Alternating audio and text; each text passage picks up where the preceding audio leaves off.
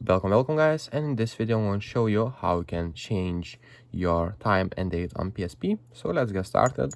You'll need to go to the settings and scroll down until you see date and time settings like this. As you can see, just click X, and right here you'll see date, time, and date format, time zone, and daylight saving.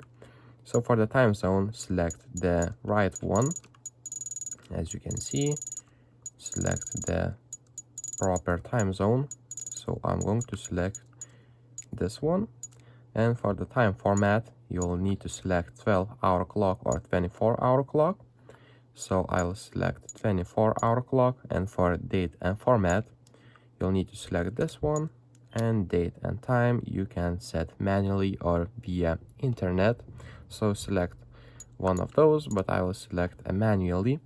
And right now it is the first, as you can see, like this, the first month. And okay, so this is the first month, and the second like this. And the time, you can select a time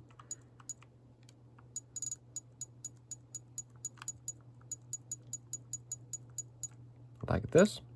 And basically now your PSP is showing time and date properly. So if this video was helpful, please make sure to subscribe to Guide to Everything, comment down below for the algorithm, and see you in the next one. Peace.